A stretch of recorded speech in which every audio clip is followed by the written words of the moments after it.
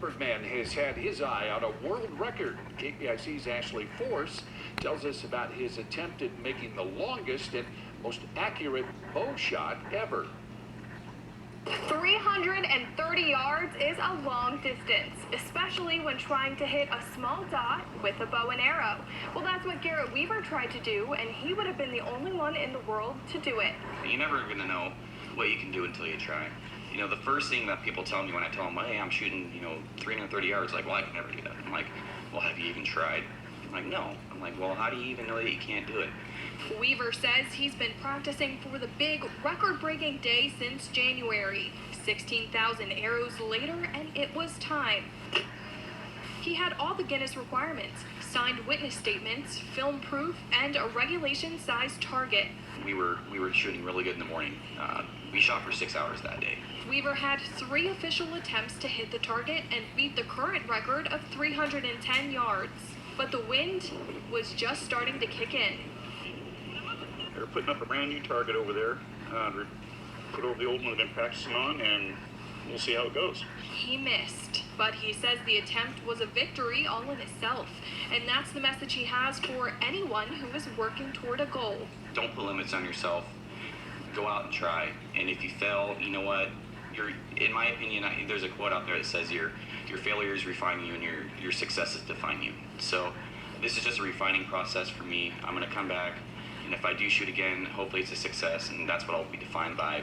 Weaver has to wait 1 full year before attempting to break the world record again. That's according to Guinness rules. He says he's considering another attempt, but he hasn't fully committed yet. In Roseburg, Ashley Forrest reporting.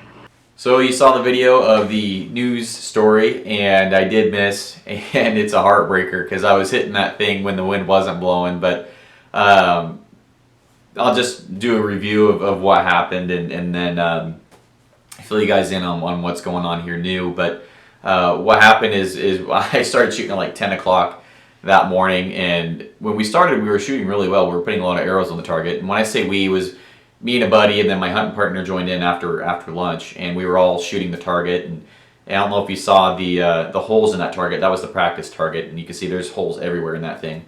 My buddy hit a bullseye, but anyways, we were shooting the target. The wind was there, it wasn't. The wind was there, it wasn't. And right at 7 o'clock, I shot 2 groups. Both of them, put one in the black, and then I put one in the blue ring. And then declared, hey, I'm going to make my shot because I felt really confident. I felt like there's like an 80-90% chance I was going to hit that target on the next group. So I felt really confident about it. And the wind started blowing as soon as I put that thing up there. And I went back and we waited an hour for the wind to quit blowing. And I just got tired of waiting and had everybody there. And elk season was coming up around the corner. And I just didn't want to put it off because I knew if I didn't do it right then, I just don't think I was going to do it or even attempt it. It was just going to float off and never happen again. So I tired of procrastinating. So I just did the shot, and the first 2 were in line. I shot once before I made the official attempt to figure out what the wind was going to do to my arrow, blowing it way right. So I knew if the wind would stay steady, I could probably 50-50 put one on target. And so my first 2 were in line. So I brought it up on that 3rd shot, and when I say in line, they were in line with the target, but they were like 3 to 5 yards, maybe more short. First one was short, and then I was kind of walking it in. And on that last shot, my arrow hit about that far to the right of the target, and I would have been just inside the black ring probably, which would have counted, and I would have broke the record. But it was probably a foot off of the target, so probably that wind picked up is what I'm guessing. But anyways, really excited about how everything else turned out. I was really wanting to get my name out there, really wanting to promote the sport of shooting bows and bow hunting. And after the news story came out, gosh, it got shared like 150 times here locally, I know, but it got shared 150 times. People were talking, people were congratulating me for even trying, and the positivity that I got out of this thing was extraordinary. You get those trolls every once in a while, but there really wasn't even any trolls. It was really all positive. People were excited for me, and some of them I don't think they read the news story. They just assumed I hit it, but it was just a good experience overall. And I wanted to hit the target, which I didn't do that, but I also wanted to promote bow hunting and bow shooting. Like I said, I got people talking about it. I think there's going to be a few guys that are going to go attempt it now just to see if they can do it, and that was my whole goal. I wanted to get people out, promote the sport, and just share my passion with others and get people excited about shooting bows. And you know, got to meet a lot of really cool people, and had arrows on target with my friends there. So my friends and the family saw me shoot it, but it wasn't for the official attempt, obviously. So you know, I got to prove to a lot of people that, hey, I can shoot, and got to share my passion. That's just really what I wanted to do.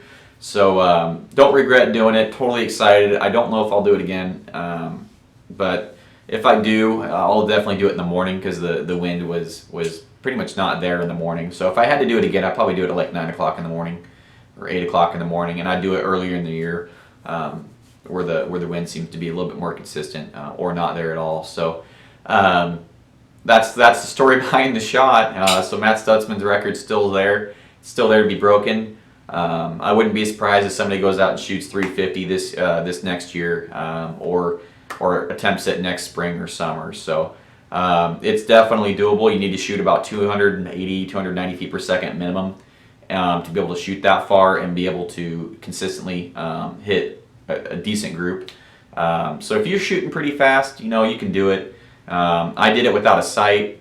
I was just using the tip of my arrow to aim on top of pretty much of the mountain that the target was behind. So I wasn't even aiming at the target the whole time I was shooting. So it's so far and it's such a big angle that the tip of your arrow is basically your pin, and you're putting it on top of the horizon, because where I was shooting there's a big hill, and so that's how I was shooting. I didn't have a sight on or anything. So and you can be surprisingly accurate doing that. But anyways, one thing I did want to do in this video is that we're getting close to 200 subscribers, and I want to give away something again, because we doubled in size, and the last time I gave something away was 100 subscribers. So 200 subscribers, and something that was that's been kind of intimate for me, something personal that I wanted to give you guys, and that is this target behind me.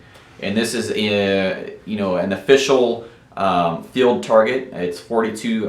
It's a 42-inch target, and it is exactly what I shot at for the world record. And I figured if I could give this to somebody, maybe you guys could go out, push your limits, go out and see what you can do, get some enjoyment out of this, and really encourage you guys just to just live outside your comfort zone. And you know, your abilities are only going to be limited by your ambitions. So go out and try whatever you want to try. Don't worry about what people say. People are going to be negative. You know, they don't make statues of critics, and they make statues of people that do amazing things. And this target hopefully will motivate somebody to go out and shoot long range, or just get somebody out and shoot, or that's just beginning, or whatever you do with this target. You should let me know if you win, and let me know what you do with it. I'd be interested in hearing what kind of cool things you guys can do. But that's my goal behind giving somebody this target. So I'm gonna choose one of my subscribers. If you're privately subscribed, I can't see that you're a subscriber, so you're not going to be entered. I'm gonna do it just like last time. I'm gonna draw it out of all the subscribers that I have, and then you will message me through YouTube privately, or on the comment section. You can just send me your address and your zip code and all that stuff, and I'll ship this thing to you free of charge, obviously, and get this thing in your hands and see what you can do with it. So thank you for all the support. Sorry I didn't make the shot. That's just how she rolls sometimes. If I do it again next year, I'll give you guys a heads up. If you want to check out the live stream, you can go to my Facebook page, or my personal Facebook page, Garrett Weaver. Just find me. I'm in Oregon, and you can check out the live stream of the actual shots. You can see the arrows and where they landed, see how close we were to hitting it. But it was really fun, and I look forward to maybe trying something crazy like that again. So anyways, guys, have a good one, and I'll